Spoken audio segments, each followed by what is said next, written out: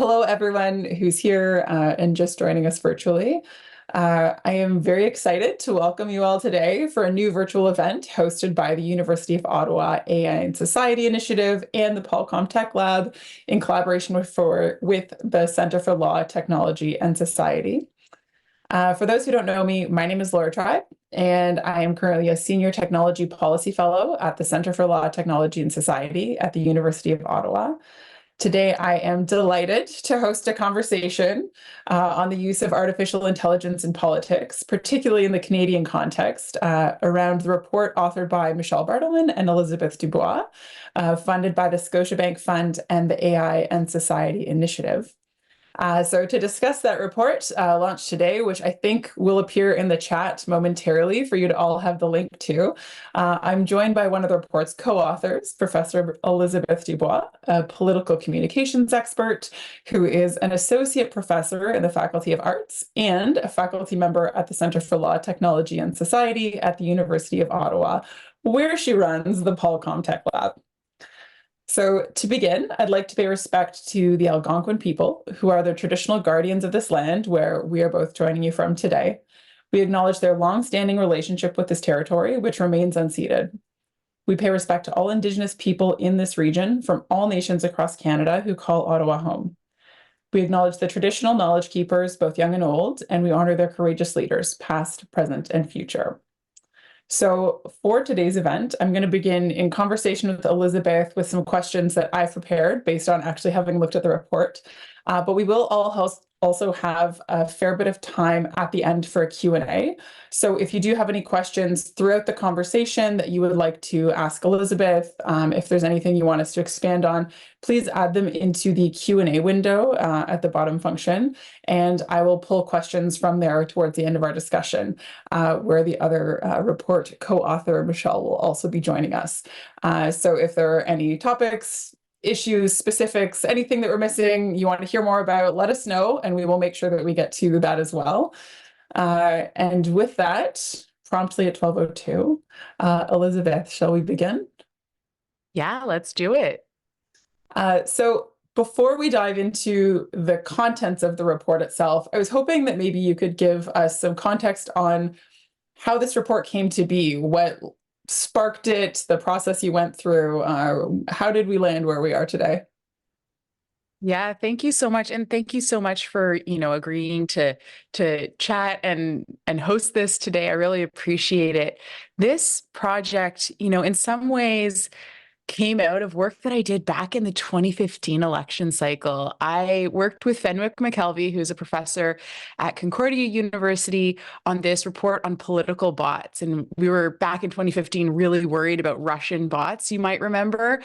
And so there was all of this discussion about how automation was getting used in political campaigns by foreign actors, by non-foreign actors. And we did this whole report, and people were talking about that as AI, and it's really shifted. And so over the years, I've kept track of those different kinds of uses of automation and different forms of machine learning and other kinds of AI in politics. Last spring, we had a really great live Wonks and War Rooms podcast episode where I chatted with 5 different academics about political uses of AI in Canada. And that discussion, which I think is being added into the chat here, we created a YouTube video and a podcast episode, and it sparked a ton more discussion than we even anticipated. So we sprung off from that and created this report that we're launching today. You got at it a little bit in that around how we were talking about AI in 2015 versus how we're talking about AI now, and how, algorithms turned into AI, turned into Gen AI. It's a term that's everywhere now. You can't avoid it. People are particularly worried given the amount of elections coming up in the coming year. AI, politics, what does it mean? But I was hoping, before we get into that, could you just make sure we're talking about the right terms of AI? So like, what types of AI are you talking about, and what are some of the terms we should just make sure are clear right off the bat? Yeah, excellent point. So AI is one of these terms that gets used to mean like 1,000,001 things, which then means it sometimes means nothing. So And it's also an evolving term, right? We don't have one consistent definition that works over time because the technology changes, our relationship to the technology changes. So when we look at the definitions that exist of AI, the ones that I like most kind of point to the three core components of any of these tools that are in that wider collection. And that is large computation component, large data component. So the computation needs a whole lot of data to be trained and to figure out how to do the thing. And the thing is usually some sort of decision making, right? We train these computational programs, these approaches on data in order to make choices. Sometimes we think about it as this artificial general intelligence, and one day we're going to have like robots that are going to do all the things humans do, completely independent of humans. That's not really where we are right now. That's not what we're talking about. But we are talking about a variety of different things, from machine learning and natural language processing to generative AI and augmented analytics. So those are the key terms that I think we should keep in mind for the moment. Machine learning is basically when we give machines the ability to learn by training them with a data set. And natural language processing is a more specific focus on how computers understand and process human language. Then we've got augmented analytics, which is connected to things like social listening and AI-informed polling. And these tools basically make use of machine learning, natural language processing, and a few other tools and techniques to analyze large swaths of data in an automated way. And then we have generative AI, which is the one that's getting tons of attention recently. And that's where we've got synthetic content. So we've heard about deepfakes for a long time, but we can add to that voice cloning technologies and technologies that allow you to create images completely synthetically, ChatGPT, and the prompts that you give it to generate new text, that kind of stuff. Yeah, that's super helpful. And I think, when deepfakes started popping up, for example, like it actually wasn't talked about as AI for the most time. It was like deepfakes, their own thing.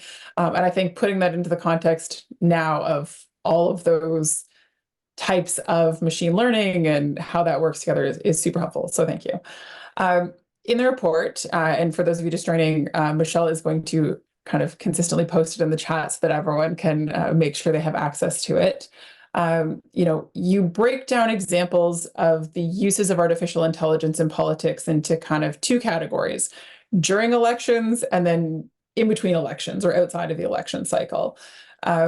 What are some of the ways that AI is being used during elections themselves, which is, I think, when we think about AI in politics, elections are the biggest flashpoint for that we think about, that you can give us that might help it make a little bit more concrete as to what AI use in an election looks like in practice, not just in our minds.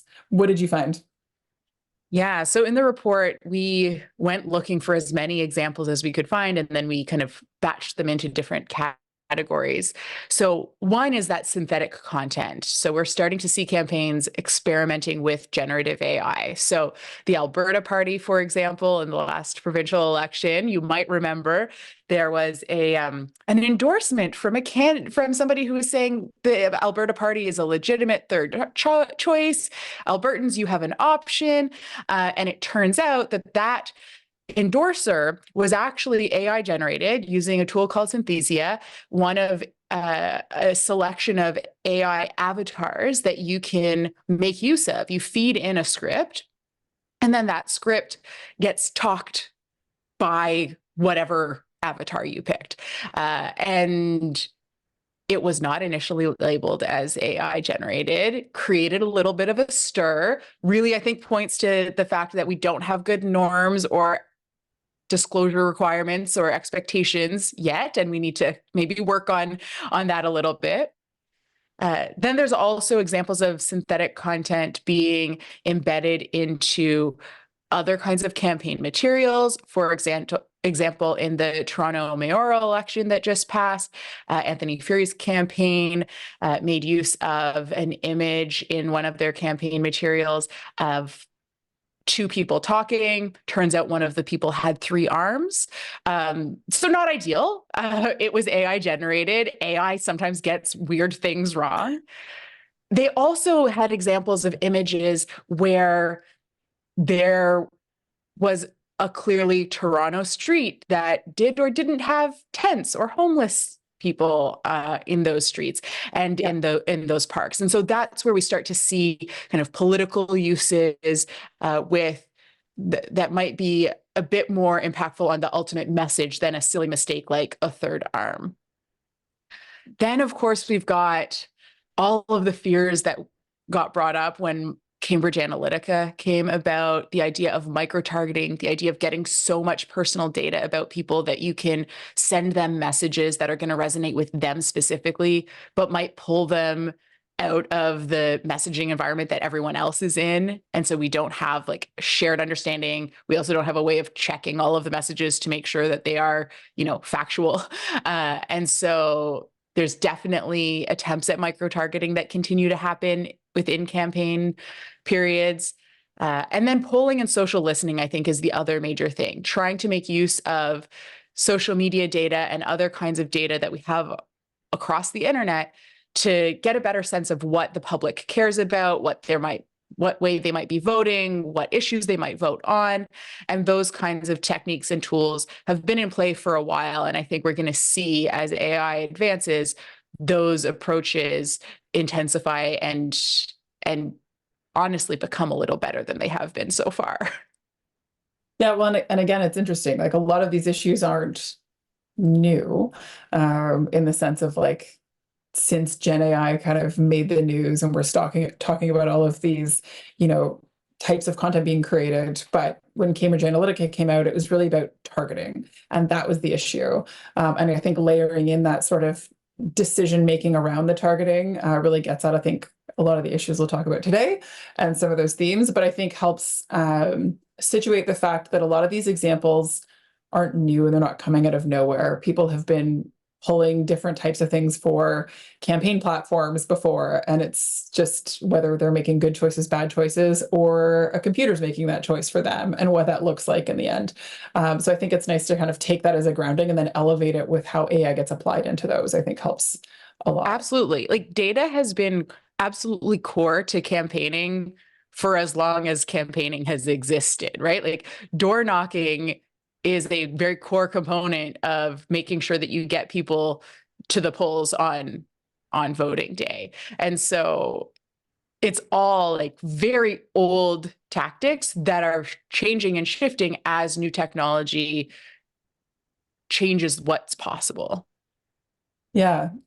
So beyond just elections, I think a lot of talk about AI, and definitely generative AI, has to do with the production of information and misinformation, disinformation, information of varying qualities and verification possibilities. Really all types of synthetic content. And I think that's a term that is starting to get layered in, synthetic content that is a little bit newer, but does help us pinpoint what we're trying to talk about and who made it and how and where, and the implications of kind of fake materials circulating, whether they were created by a human or created by AI, verified by a human or not verified by a human at all, and just put out there. Can you talk a little bit about just some examples of what types of synthetic content you've seen? We talked a little bit about deepfakes. We've talked a little bit about kind of campaign platforms, but like what types of things are you seeing? And then what's being done about that type of synthetic content so far that you know about? Yeah. So, I already mentioned the Alberta Party, for example, and the example of the Toronto mayoral campaign. There's also examples of deep fakes. There's one about Justin Trudeau that we'll add in the chat there. There's also been examples across the US and really around the world. We've got examples of impersonation happening. We know in Canada that impersonation is not allowed. You can't impersonate a candidate, but when is it satire and when is it actual impersonation is a real tricky problem. So there's those kinds of examples of synthetic content. I think it's also worth mentioning that there are lots of AI supported tools for things like translation. So translation, having an automated tool to help you do it faster with fewer resources is great, especially in a campaign where you have to move fast. But there's an example from a mayoral election in New York where a candidate translated content into Spanish, and then it was presented as if he spoke Spanish, but he, in fact, didn't speak Spanish. So there's those kinds of questions too. The synthetic content that starts to, there's these like really potentially good, helpful uses. Let's engage more people. Let's present information in the language that these people speak in their homes. That's great. That's wonderful. But then if you start to imply that a candidate has skills they don't have, that starts to be questionable.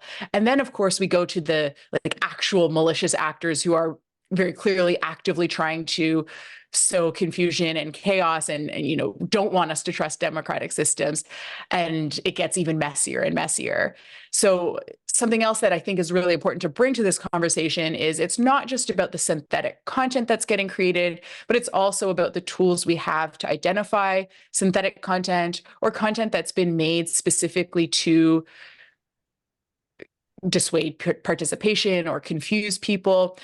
Elections Canada has a disinformation monitoring tool, for example, that has been designed very intentionally to try and figure out when there are campaigns to confuse people about when to go vote or where to go vote or how to go vote, right? And I think those types of tools are really important components of this because they're often also AI driven. They also are supported by some of these same tools.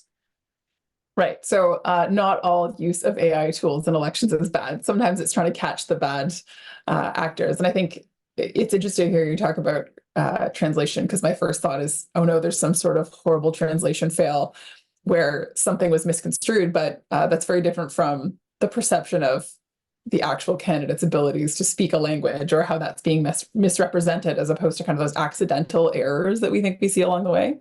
I think there's a lot of things there, but I think you point to how, Elections Canada is using these tools. And I think that's really valuable to make sure that, there is clarity on when AI is being used maliciously. And in the report, you give some examples outside of elections of how those tools are being used. And in particular, I think these ones paint a bit more of a positive picture, a bit more of the accountability tools. What does it look like to have transparency around not just when AI is being used, but how can AI be used to provide transparency for our political systems and processes? Things like tracking politicians to make sure they're keeping up with their promises, following lobby registries, other accountability mechanisms. Are these enough to keep things balanced and our political systems in check, either in the way that they are being used or could be used potentially? Man, that's a big question. It's a big question. It's kind of philosophical because it's asking you to predict the future. So I don't think you need to answer it, but you probably have more insight than I do into what all the different tools are that are out there. And there did seem to be a lot more positivity around the outside of the election cycle, kind of non-political actors that are using these tools. And did you see that positivity? And what do you think could maybe come from that? Yeah. So first of all, the idea of non-political actors, I don't think there are non-political actors when we're talking about making use of these tools and sharing political information or politically relevant information. But there's, non-campaign actors, non-party actors for sure. Yeah. There's a wider array of folks who are making use of these tools in ways that could impact our elections, our political campaigns, small p politics. Definitely there are really helpful uses. So, I pointed to an example where translation can kind of go sideways, but actually there's a lot of value to having that AI supported translation tools. There's a lot of value to being able to create the first draft of press releases using an AI supported tool, as long as there's humans going and checking, right? And prevent the three-armed person, have humans do editing and curation work if you're going to use these kinds of tools. So on a like, you think the three-armed person got him more attention to his platform than maybe the platform itself. So that depends on your tactics. That's a good point. There is, and especially in these early days of use, there is like a bit of shock and awe incentive. There's a bit of like, if you can do something kind of weird and it's going to get more attention, that might actually be good for your campaign or the advocacy organization you're working for or whoever. But back to your question about these like non-election time things taking us all over the place. There are things like AI-enabled lobbying bots, essentially, that track when lobbying is happening. There are other ones that actually actively try and do lobbying. We see AI-supported tools for doing ongoing permanent campaign style political engagement. So there are these things called political engagement platforms that most of the major parties use, and they're using these year round. It's not just election party. And they use them to collect information about potential voters and to do that augmented analytics I mentioned earlier in order to try and better understand who potential voters are, which could be seen as really positive.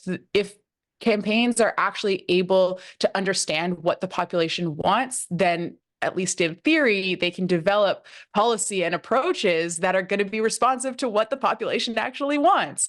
So there's a lot of potential value there also.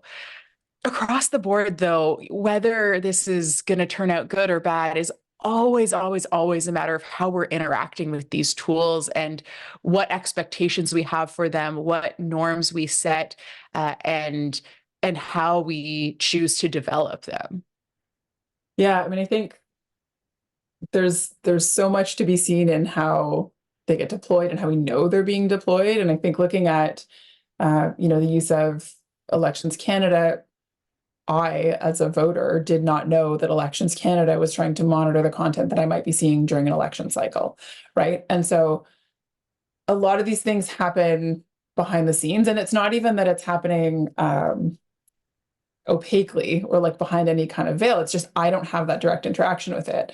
And so one of the examples that you put in the report that I think is really interesting is actually finding ways to get voters to directly interact with AI as a part of the election process. And in particular, I think that happened with the AI assistant in Markham. And I was just wondering if you could talk about a little bit about how that did or didn't work for voters to have AI as their kind of concierge to the election process, but also how you think voters might be intentionally and directly interacting with AI in future. Yeah, I love the Elections Markham AI assistant example. So many of us, I think, would be fairly well aware that there are these like chatbots that can be integrated into websites. There's a whole bunch of commercial chatbots that have been created. You go to like buy something from Old Navy and there's a little bot that's like, hey, can I help you out? And pick a website, there's chat functions that are being embedded into them. Some of them are fairly simple automation. You can only say yes or no to a question they ask. You can only ask them yes or no questions. It basically is just like pulling out the right page from their FAQ section and spitting it out to you. And then there are what are called conversational agents, which kind of go a step further beyond that basic chatbot approach. And that's what the Markham Elections example is attempting to do. They're working with IBM Watson in order to create an actual conversational agent, which means that you can ask a variety of different questions and it can infer and figure out what kind of an answer to give you. It's early days, it's still fairly simple, but it's also really, really useful because there are key kinds of information that are very structured and very clear that voters need. You need to know how to register to vote. You need to know when to vote. You need to know where. You need to know what to do if you're not going to be able to make it there on voting day, what your other options are.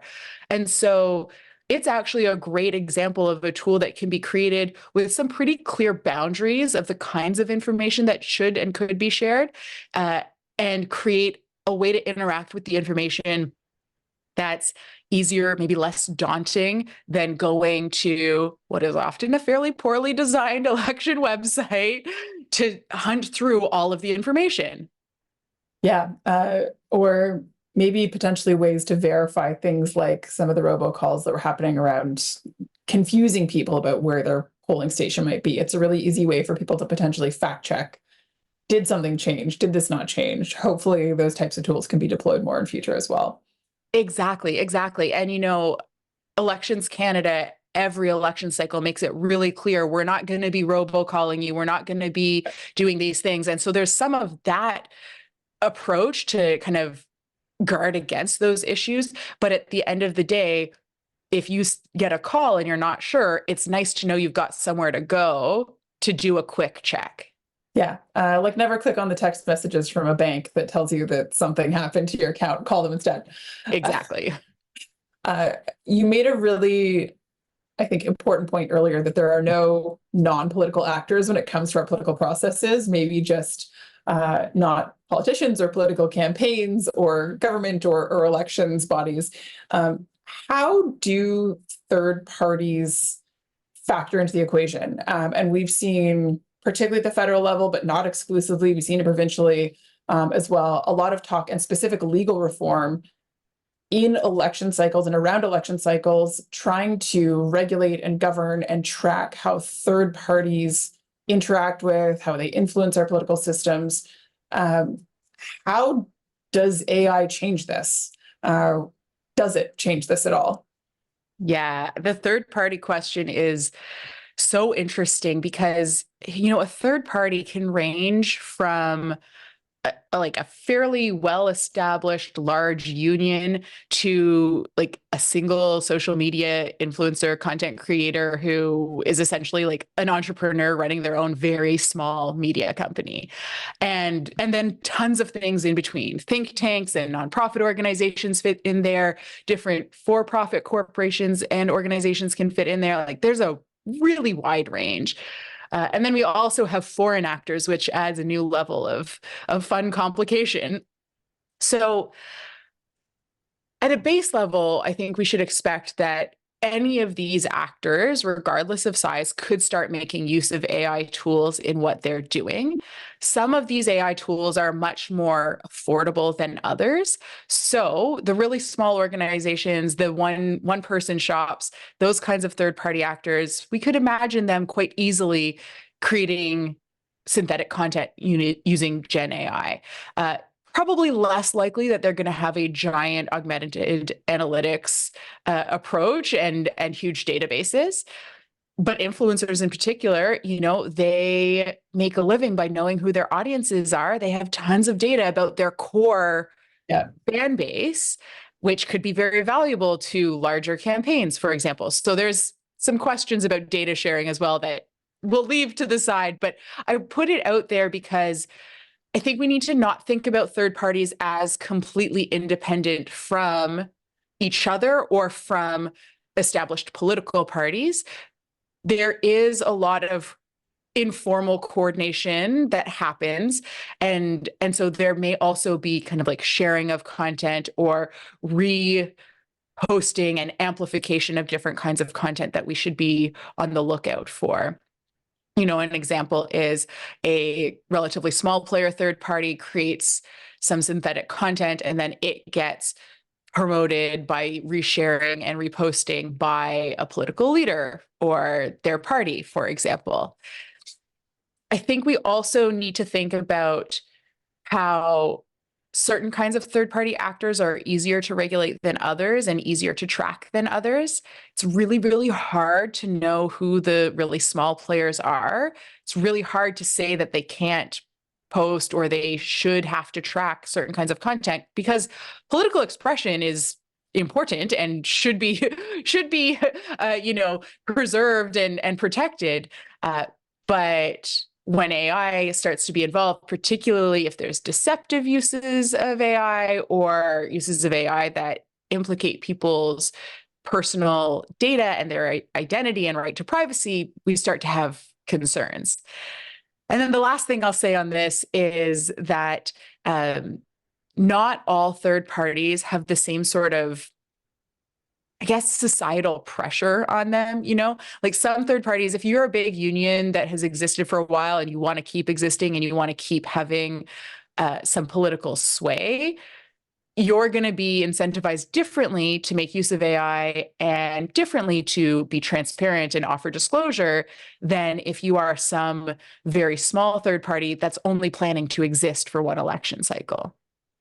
Oh, definitely. And having run an advocacy nonprofit previously, who actually didn't do any partisan work, it still was incredibly difficult to comply, but that reputation and trust to comply and that pressure is so high. Whereas I think for people that are, to your point, less interested in their reputation or continued existence, in some ways it like puts further pressure on the people that are probably already doing it well, and fails to provide the accountability required for people that don't know it. And whatever their intentions are, that doesn't mean there aren't outcomes that come from their posting behavior manipulation, which far before AI, I think was a problem already. And it kind of sounds like it's just going to amplify those same issues the same as it is in other ways. Yeah. Which leads me to my next question. The report highlights some broader themes and challenges related to AI and its kind of role in politics. And I want to make sure I get them right. So specifically, mass datification, harms, accuracy, clarity, technology, trust, responsibility, and last but not least, and I do like this one, the big picture and just kind of what that does for politics in general. But the thing I want to know about is, are these any different from AI in other contexts? Like, is there anything special about the political realm other than maybe the stakes? Because it feels special. It feels really important. You know, we're a democratic country. We obviously have democracy as a priority. So the outcome or the stakes is there, but is it any different, or are these the same challenges that we would see in AI's deployment in any other sector? Yeah.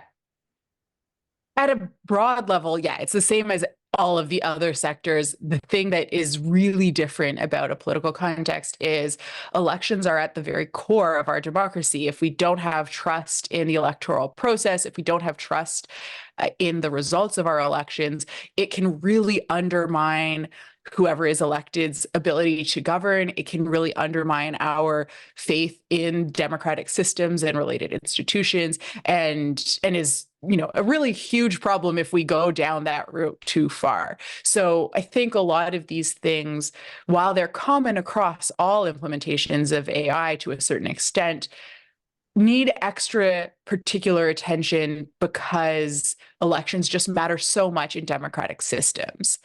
That said, I think there is one way in which we deal with these different potential harms that is pretty different for political situations from other ones, which are often driven much more by commercial purposes and commercial drivers. So in politics, particularly in Canada, where we have fairly strict spending limits and clear expectations for reporting on spending, monetization is not as much a driver as political power is. So outside of political context, monetization has generally been understood as one of the main drivers for how and why AI is developed the way it is, how it gets integrated, the incentive structures for regulating it or not. In the political context, yeah, money comes into play, but really there isn't a ton of money to be made in Canadian politics. There is a ton of potential power to be harnessed through that process and favor to be won or lost. Yeah, that's interesting around the incentive structures for what's built and what's deployed and how it's used, for sure.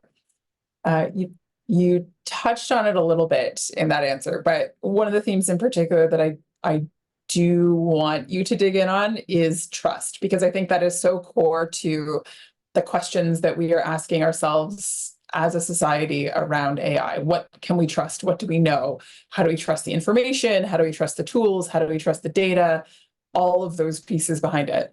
But in particular, I want to know about how you think AI is going to impact our trust in our political systems. So is this a serious challenge? Could it build it? Could it break it? What do you think is going to be the impact of AI in that aspect of trust? Less trust in the AI and more what AI is going to do for trust in our political systems. Yeah, it's trust is just this huge, giant set of issues. And I think you've done a good job of starting to pick it apart. Sometimes we end up in these conversations talking just about mis and disinformation. So I really love that you're pointing to like the bigger questions of trust. I think that, how we choose to create AI and integrate AI and critique it and question it are the things that are going to decide for us whether or not this is helpful or harmful. And in reality, it's going to be both helpful and harmful as we're figuring out how these tools can be integrated. I think there are opportunities for it to really break trust and really cause problems. Disinformation absolutely is one of them, making it way easier to create content that is completely false and share it more broadly. When there's way more of it, there's the potential for more people to be exposed to it, the potential for more confusing ideas to be out there, but also can make it harder to track it and to respond to it and to deal with it. So absolutely, there's risks there. And we know that when people feel like they are in a disordered information environment, they are less likely to trust all of their information sources. People have a tendency to kind of be overwhelmed by, there is so much here. I have to do so much work just to figure out whether or not this is real. Like I'm tapping out. I'm just not going to be part of this. And that's really bad for democracy. We want people to want to be part of their political system in order to have enough people voting, in order to feel like people are actually getting represented, right? So there's absolutely those issues there. But there's these opportunities to build trust too, I think. The translation again, like the more information that's available in more languages, I think the better, as long as it's being done responsibly.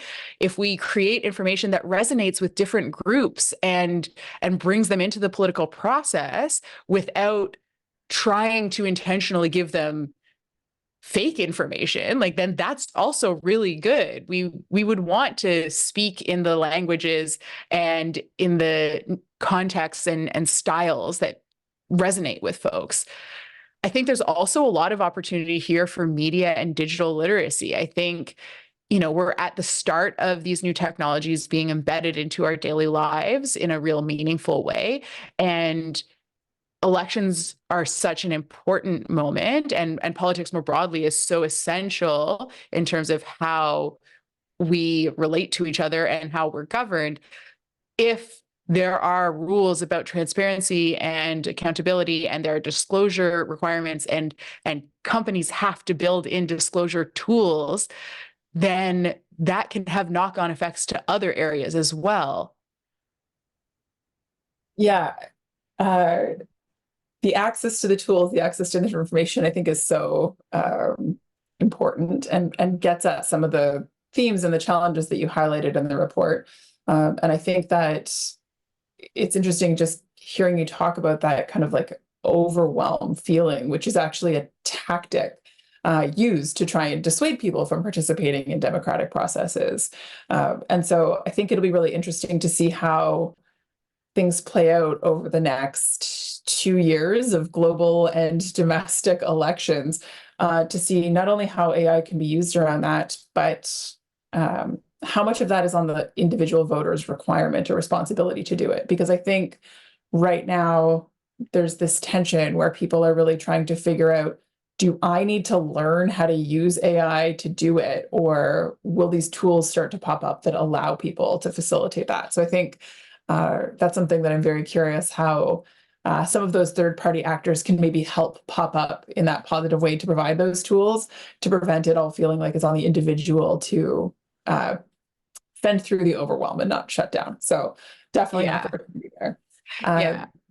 But you also get at some of the challenges, and in particular with some of the tools themselves, how they're being used, who's using them. I mean, this report is full of examples, but I'm sure there were challenges. There were you and a number of colleagues kind of doing all of this research, but what were the things that you couldn't know, couldn't find? Like, there's lots of good public-facing, transparent examples, What was something that was just impossible to know or something you couldn't track? Hopefully you have an audience of people that maybe can take note, help out, whatever the case may be. But where did you run into some walls? Yeah. So first of all, defining AI is really hard, as we started the conversation with. And so even knowing how to set the bounds was challenging. We've done our best, but there's types of AI that we've missed and not included. I think the biggest challenge, though, is the uses of AI that are intentionally being hidden. They're intentionally obscure. And that happens for a few reasons. Sometimes it's by malicious actors who are trying to do something sneaky and they're seeing if they can get away with it and not be detected. And then sometimes it's people using AI tools in good faith, but they're really afraid that they might get called out for using AI tools because they're AI tools. Because right now there's just like a whole bunch of fear and unknown around what is a reasonable use and what isn't. And so people are just kind of hush hush doing it in some instances.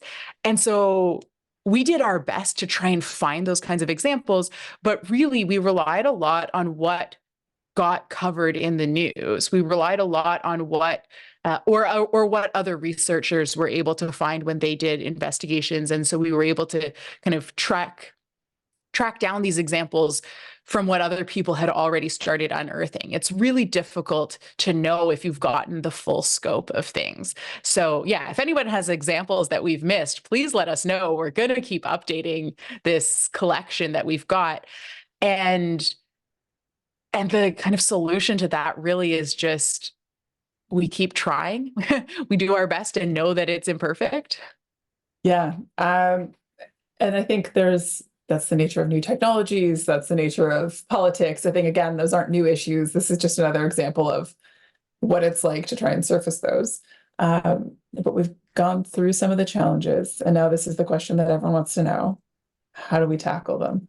There's AI regulation on deck in Bill C-27, but it's not in its final form, and it's still unclear if it will even apply to political parties when we're talking back to the beginning examples of like very central to elections themselves. Are regulations the solution?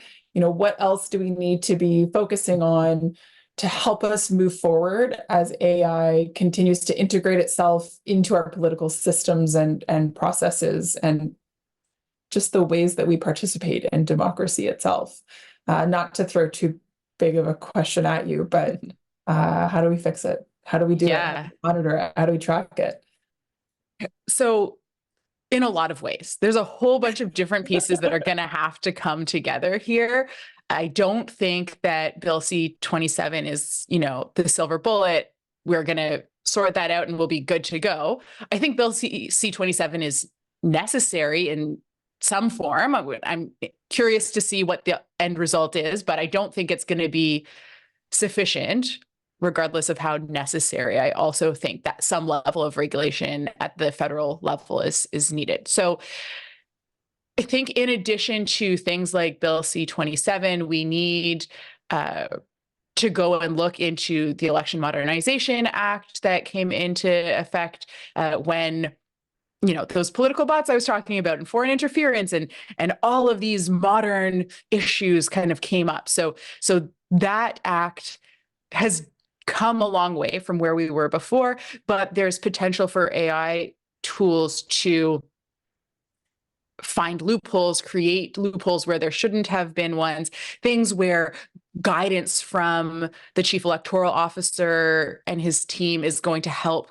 clarify things. I think synthetic content and the idea of impersonation, for example, is a situation where a little bit of guidance and clarity just to make sure that we understand what are reasonable uses of AI and what aren't. So a concrete example here is we've seen in India and Ukraine, state leaders using AI to generate like holographic images of themselves.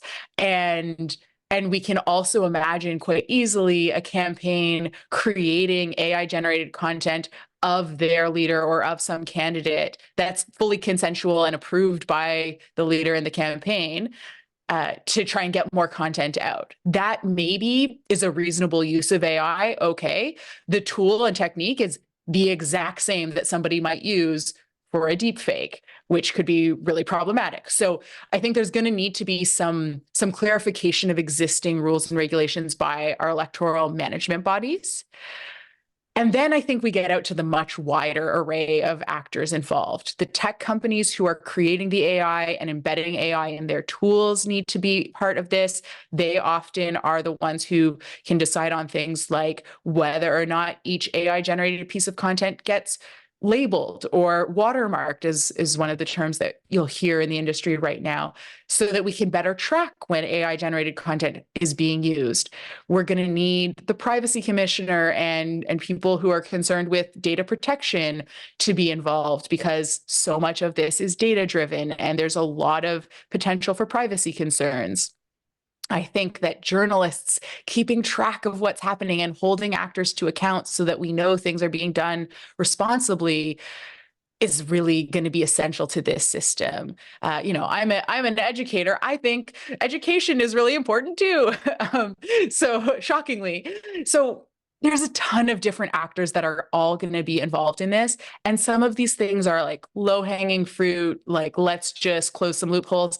And some of them are much bigger and going to require, I think, years worth of much broader public discussion. So it's going to take a while. It's going to take everyone in every facet that they're participating in it. Yeah.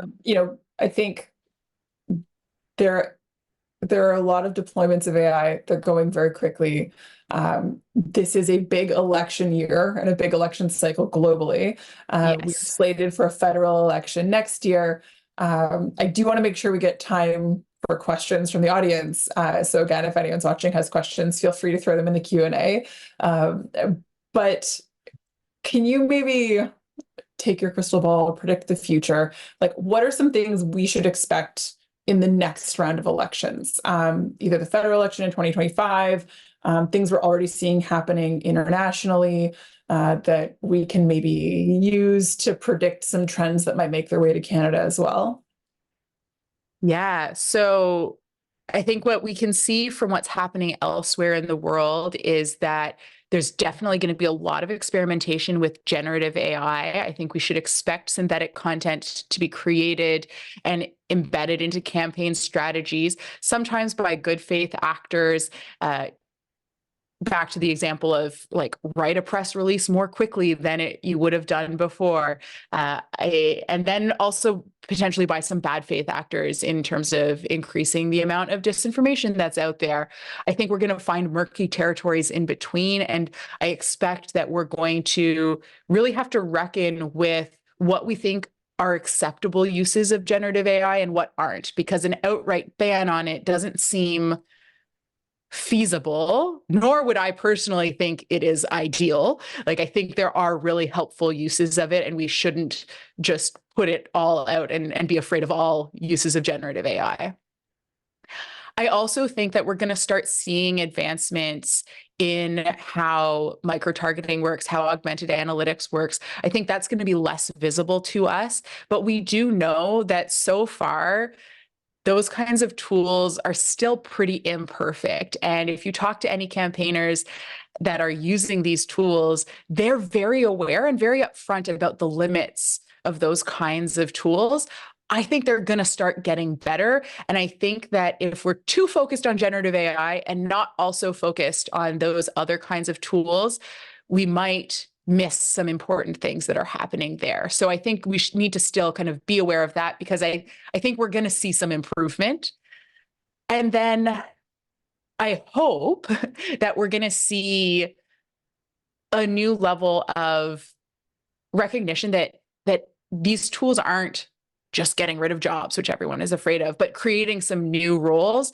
So within a campaign, I think we're going to need to see members of the campaign team whose job it is to really check the content that's spit out by generative AI, to really investigate the kinds of analytics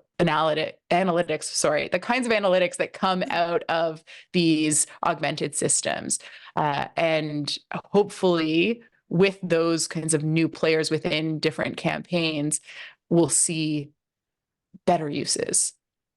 So basically the people will slowly start to catch up to the technology and figure out how to use it, how we're using it, and how it all fits together.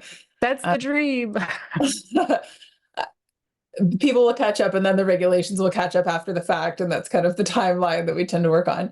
I do want to get to questions. So my last question for you before I start pulling in questions from the audience is, what is the one takeaway you want people to take from this report? Now, obviously, you want them to read the whole report and not just listen to this one takeaway. But in addition to everything they pull from the report themselves, what is the one thing you want to make sure that people get out of this?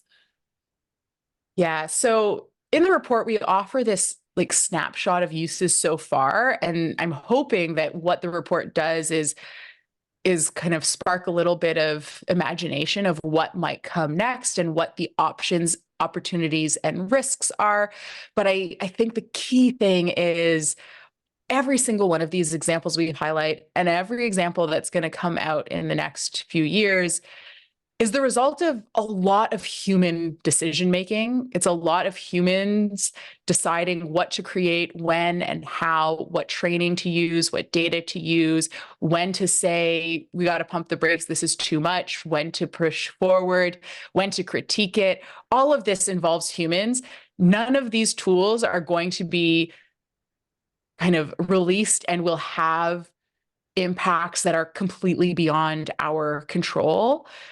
And I think if we fall too far into that narrative that this AI does just do it on its own, we really lose a lot of the agency we do in fact have at this point in time in AI use. So hopefully what comes out of the report for everyone is humans matter. We can decide how we want to use these tools.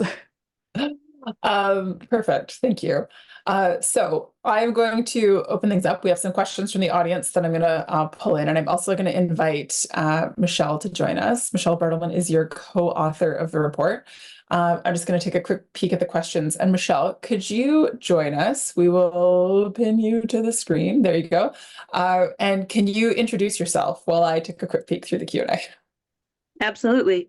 So my name is Michelle. I am a PhD candidate in the Department of Communications at the University of Ottawa. Dr. Dubois is my supervisor, and I work with her in her Polcom Tech Lab, which is how I kind of landed on this project.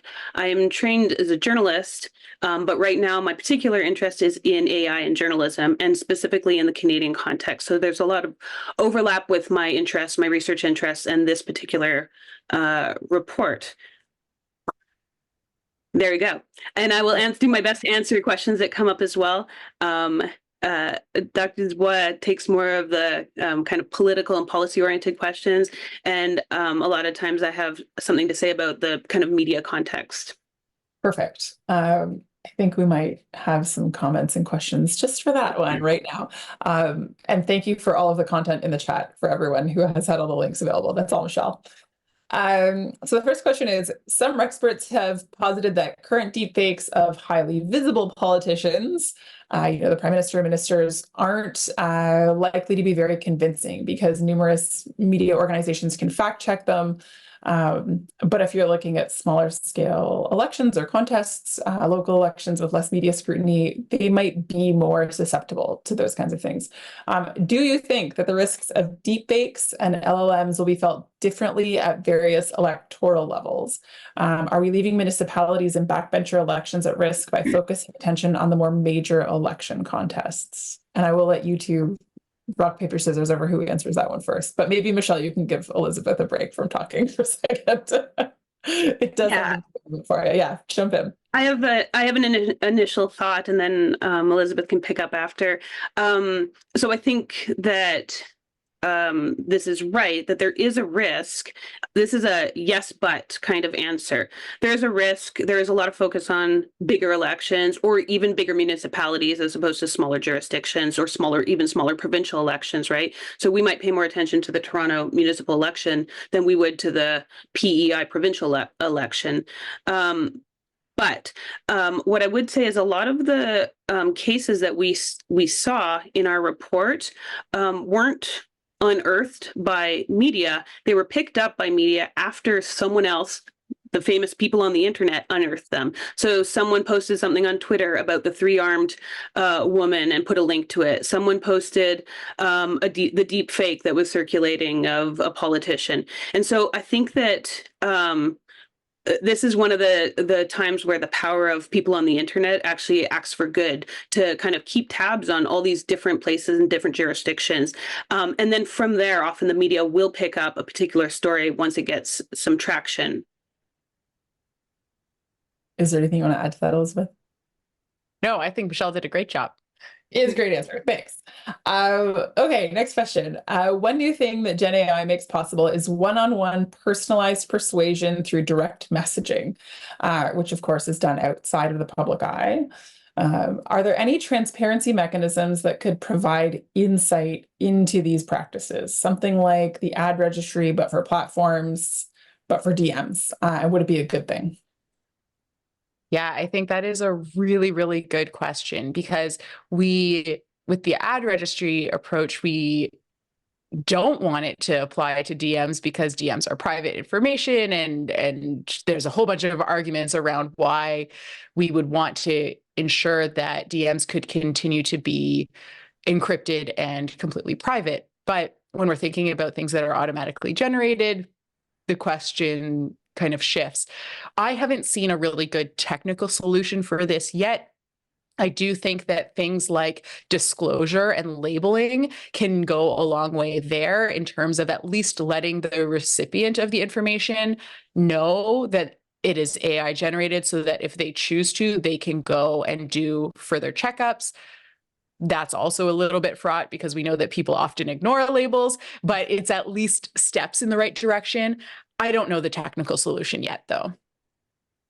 Would there be any, this is my follow-up question, would there be any value in maybe less of a registry of what the DMs are, or like disclosing the DMs themselves, and more disclosing the tactics being used themselves? So like where a party might say like, we are using